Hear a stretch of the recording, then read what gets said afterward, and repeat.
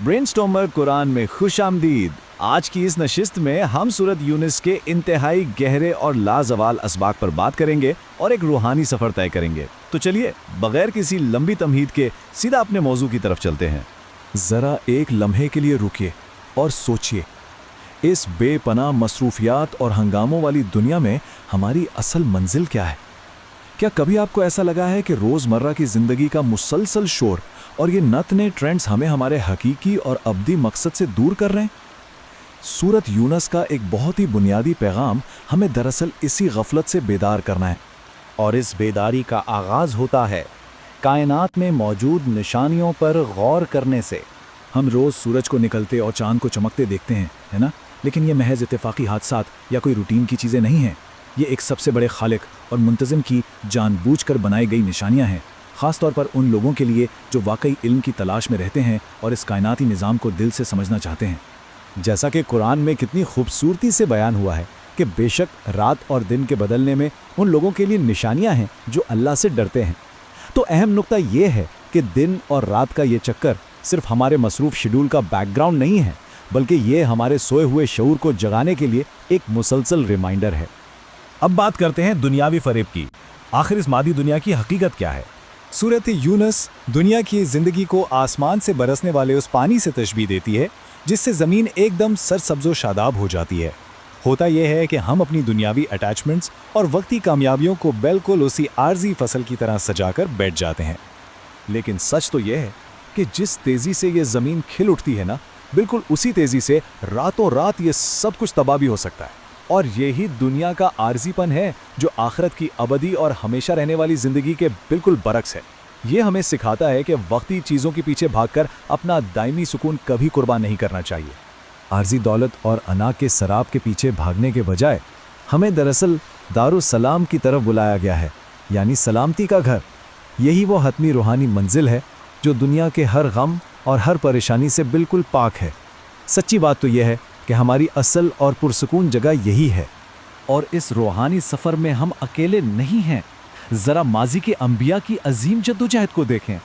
वक्त के धारे पर नज़र डालें तो हज़रत नूह, हज़रत मूसा और हज़रत यूनुस अलैहिस्सलाम के अदवार पर फैला हुआ ये ईमान और सब्र का एक तवील शानदार विरसा है जो इन अजीम पैगंबरों की बेमिसाल जिद्दोजहद को हमारे सामने लाकर खड़ा कर देता है।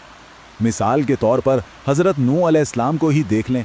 उन्होंने साल हा साल सब्र व इस्तिकामत के साथ हक़ का पैगाम पहुँचाया, इंतहाई शदीद मुखालफत का सामना किया, लेकिन क्या मजाल जो कभी खुदाई फैसलों से मायूस हुए हों।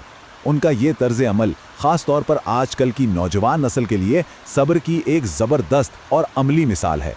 फिर दूसरी तरफ ज़रा फ़िरौन के तकब्बुर और हज़रत मूसा अलैहिस्सलाम की आजिज़ी का मुवाजना करें। फ़िरौन जो मादियत परस्ती की सबसे बड़ी अलामत था, उसके गुरूर और मालो दौलत की होश ने उसे रूहानी हक़ाइक़ के सामने बिल्कुल अंधा करके रख दिया था। और जब समुंदर फटा और बनी इसराइल पार हो गए, तब फ़िरौन पर जब पानी गिरा तो उसने ईमान लाने का ऐलान किया, लेकिन तब तक बहुत देर हो चुकी थी। ये हमारे लिए एक ज़बरदस्त अलाम है कि अपनी रूहानी बेदारी को कभी आखिरी वक्त तक के लिए मुलतवी नहीं करना चाहिए।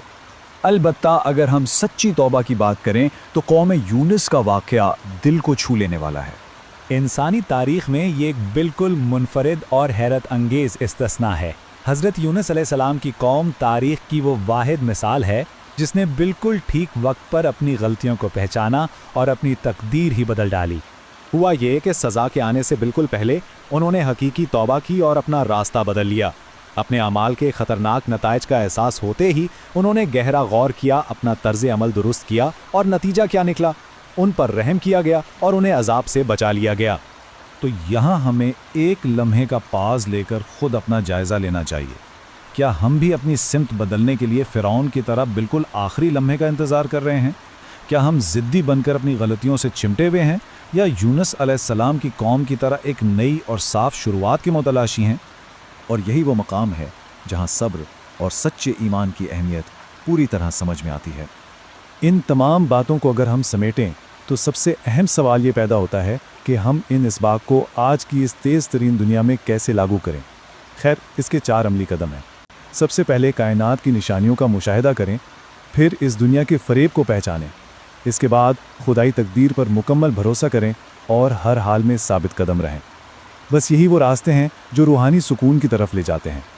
अगर हम रूहानी लचक की इन चाबियों को अपना लें, यानी मादी कामयाबियों से ख़ुद को थोड़ा अलग रखना, आजिज़ी को अपनाना, जल्दी तौबा करना और खालिक पर मुकम्मल तवक्कल करना, तो यकीन माने हम जदीद मुआशरे के इस थका देने वाले शोर में भी दिली सुकून और एक मजबूत ईमान पा सकते हैं। और इस सूरत का हतमी और हमेशा रहने वाला सबक इस कुरानी आयत में छुपा है, और जो कुछ आप पर वही की जाती है इसकी पैरवी करें और सब्र करें यहाँ तक कि अल्लाह फैसला फरमा दे। सच्चाई पर कायम रहने और गैर मुतज़लज़िल यकीन रखने की इससे ज़्यादा खूबसूरत और सुकून बख्श दावत और क्या हो सकती है। जैसे जैसे हम इस गुफ्तगू के अख्तिताम की तरफ बढ़ रहे हैं, ज़रा इस सवाल पर ज़रूर गौर कीजिएगा, जब इस दुनिया की आर्जी रौनकें बिलाखिर मध्यम पड़ जाएंगी तो हम अपने पीछे कौन सा अबदी विरासत छोड़कर जाएंगे? असल अहमियत किस चीज़ की है, इस वक्ती दुनिया की या फिर इस अबदी सुकून की? ब्रेनस्टॉर्म कुरान के साथ इन अहम रूहानी हक़ाइक़ को समझने के लिए जुड़ने का बेहद शुक्रिया। इस चैनल को ज़रूर सब्सक्राइब करें ताकि हम मिलकर रूहानी बेदारी, सीखने और आगे बढ़ने के इस खूबसूरत सफ़र को यूं ही जारी रख सकें। अपना ख्याल रखें और गौर व फिक्र करते रहें।